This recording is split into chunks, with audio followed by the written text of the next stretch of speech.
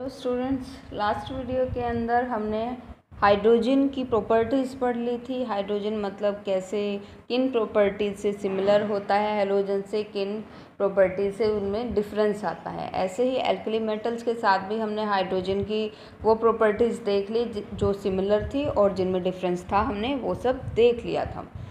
आज के लेक्चर में हम पढ़ेंगे अकरेंस ऑफ हाइड्रोजन। अकरेंस का मतलब वो कहाँ कहाँ पाया जाता है और कितने अमाउंट के अंदर वो पाया जाता है। अकरेंस ऑफ हाइड्रोजन के अंदर हमें पता होना चाहिए हाइड्रोजन मोस्ट अबंडेंट एलिमेंट है यूनिवर्स के अंदर। मोस्ट अबंडेंट मतलब सबसे ज़्यादा पाया जाने वाला एलिमेंट है। तो यहाँ से बोल सकते हैं आप सबसे पहले occurrence of hydrogen.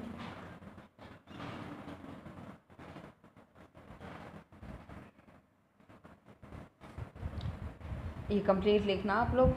Occurrence of hydrogen में हाइड्रोजन है most abundant in the universe. Universe में सबसे ज़्यादा पाया जाता है ये इन द यूनिवर्स।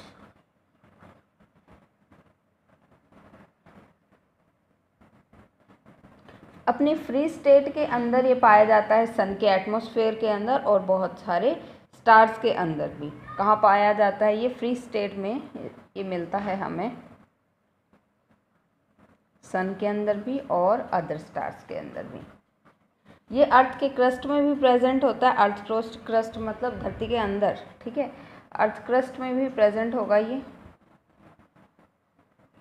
और इसका जो एक्सटेंट होगा वो होगा 0.9%। कंबाइंड स्टेट में, ये तो था फ्री स्टेट में पाया जाता है। कंबाइंड स्टेट की अगर मैं बात करूँ तो हाइड्रोजन वाटर में प्रेजेंट होता है। वाटर का जो फॉर्मूला होता है यहाँ पे लिखिएगा कंबाइंड स्टेट।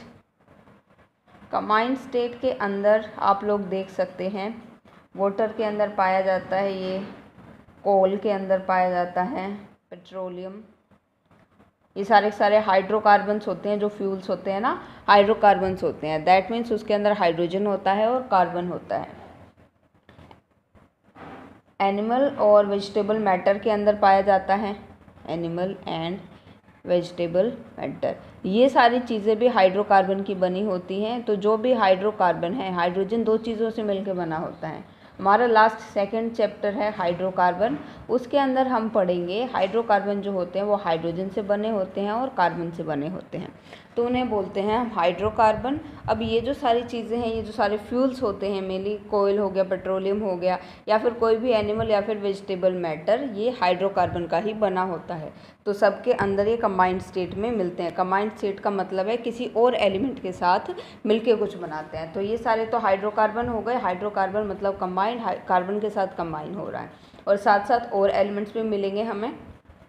वाटर, जैसे कि as you all know formula H2O होता है इसका, तो ये ऑक्सीजन के साथ कंबाइन करता है हाइड्रोजन और वाटर बनाता है। तो ये हो गई उसकी अकरेंस की बात।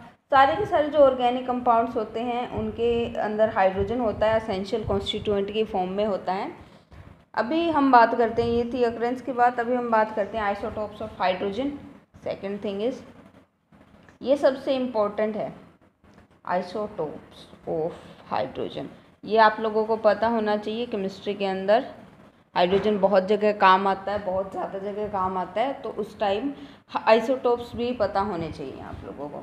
हाइड्रोजन 3 आइसोटोप्स की फॉर्म में एग्जिस्ट करता है। उनके नाम होते हैं प्रोटियम, ड्यूटेरियम एंड ट्रिटियम।